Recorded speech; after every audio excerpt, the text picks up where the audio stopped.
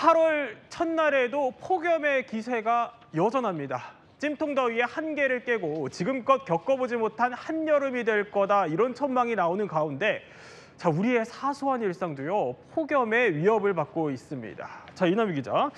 8월 첫날부터 그야말로 타들어가는 듯한 더위이기는 한데 아니 서울이 42도다? 아니 오늘 기온이 그렇게 올랐다는 거예요? 특정 장소가요. 특정 장소? 하나 소개를 해드리겠습니다. 한 네. 환경 관련 시민단체가 서울 시내에 있는 우리 버스 중앙차로 있잖아요.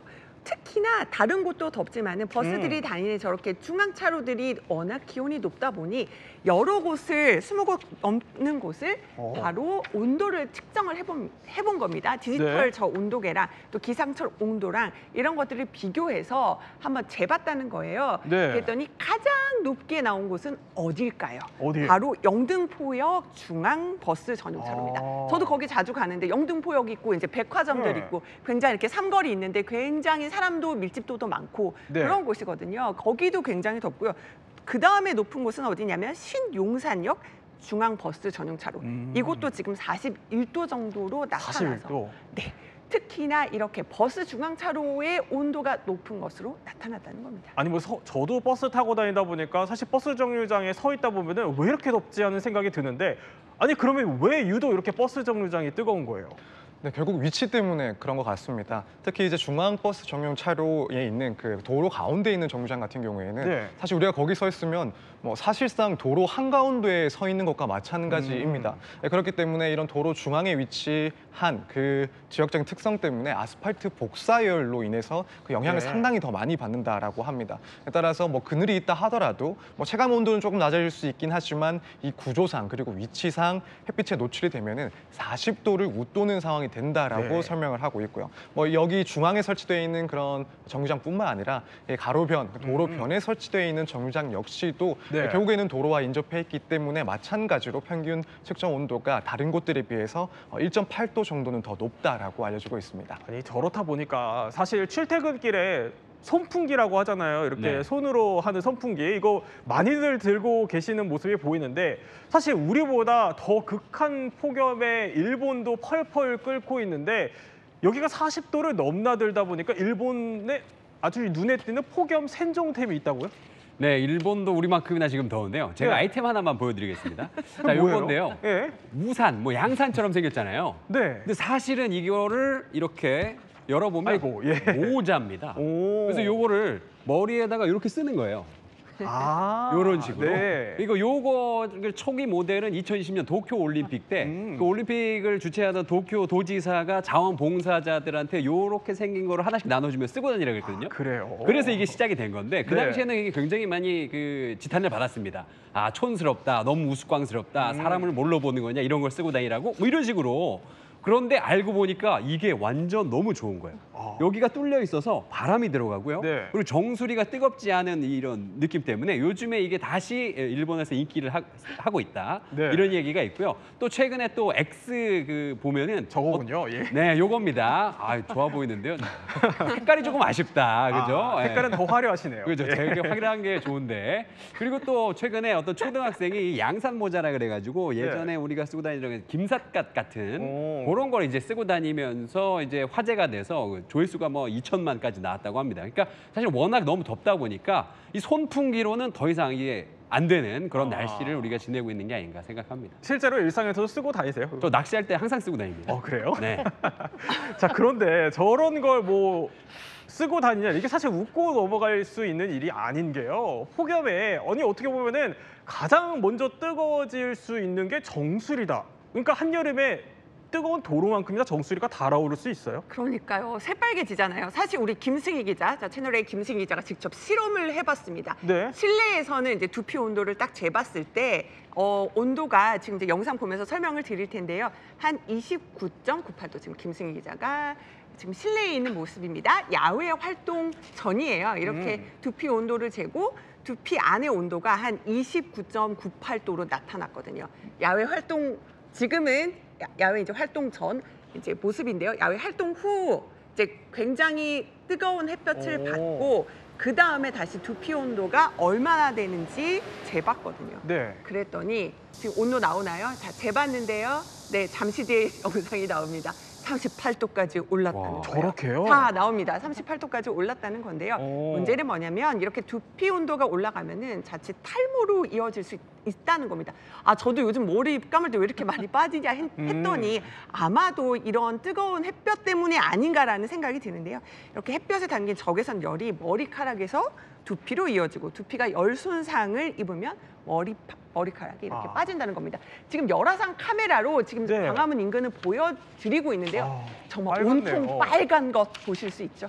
아이고. 아니 지금 이용재 평론가가 쓰고 있는 저 생존템, 삭간양산 저런 것도 있지만 아니 전혜연 평론가는 나만의 생존템이 혹시 있으세요? 네, 제가 오늘 가지고 나왔어야 되는 건데 이건 두피를 보호할 수도 있고 에너지가 따로 들지도 않는 부채입니다. 부채. 네, 제가 예전에 이 부채를 탁 펴면 네. 주변 사람들이 이렇게 억지로 웃음을 참았거든요. 음. 뭐 사극에서 쓰던 거냐라고 놀렸는데 제가 사실은 강원도 강릉에서 부채를 구입했는데 이게 접히는 부채입니다. 탁 펴지는데 두피도 가리고 얼굴도 가리고 좋고 무엇보다 사임당의 그림이 그려져 있습니다. 그래서 가끔 외국인들이 이거 어디서 사냐 이렇게 물어보거든요. 그래서 네. 개인적으로 K컬처 홍보품이다 이렇게 생각도 하고 있습니다.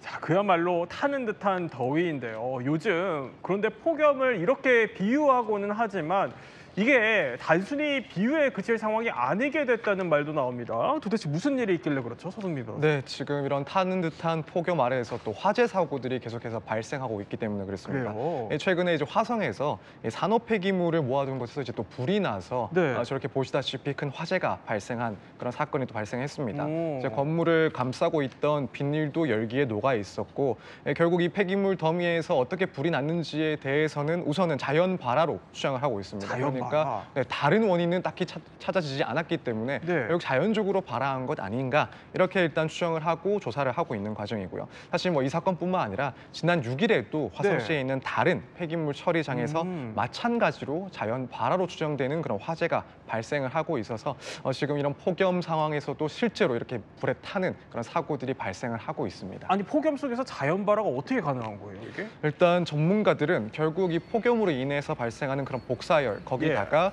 이 폐기물이 또 부패를 해가면서 발생하는 발효열까지 축적이 돼서 아, 저렇게. 결국에는 자연적으로 불이 발생한다라고 네. 설명을 하고 있습니다. 그래서 이제 폭염이 지속될수록 이렇게 자연 발화하는 현상들이 특히나 더 자주 발생을 한다라고 하고요. 뭐 사실 이제 이렇게 불이 났을 경우에 만약에 이런 불이 뭐 타인의 재산까지 번져가서 피해가 발생한다라고 예. 한다면 이제 결국에는 뭐 폐기물을 관리하는 그런 관리자의 뭐 관리상의 하자가 있는지 혹은 소화 시설이나 예방 시설 등이 마련돼 있었는지 여부를 따져보고 그렇군요. 뭐 그렇지 않다라고 예. 한다면 이런 소유자 혹은 관리자의 그런 손해배상 책임이 또 인정될 수가 있습니다. 저런 자연 발화 또 폭염까지도 자나깨나 조심을 해야 할 것 같습니다. 그런데 자, 한계를 넘나드는 이런 더위 때문에요. 기현상도 속출하고 있습니다. 자, 영상 보여드릴 텐데요. 저기 어디냐면 서울 노원구 한 노지입니다. 노원구인데 저기 보시면 초록색이 저게 바나나입니다. 저게 바나나가 저렇게 서울 한복판에서 열리기 시작한 겁니다. 그러니까 아니 뭐 필리핀산 바나나는 들어봤지만 이제는 서울산 바나나까지 나올 정도라는 건데 이뿐만이 아니라 한반도를 사실상 뭐 열대 과일 재배지처럼 이제 변할 수 있다 이런 얘기가 나와요. 그렇습니다. 우리가 아열대 기후가 한반도로 오는 것 아니냐 이런 말이 나오는데 그에 따라서 아열대 과일도 지금 보시는 것처럼 예. 서울에 있는 농장에 주렁주렁 열린 것 볼 수 있습니다. 실제로 농촌진흥청의 한 연구소에서 2023년 한번 조사를 해봤어요.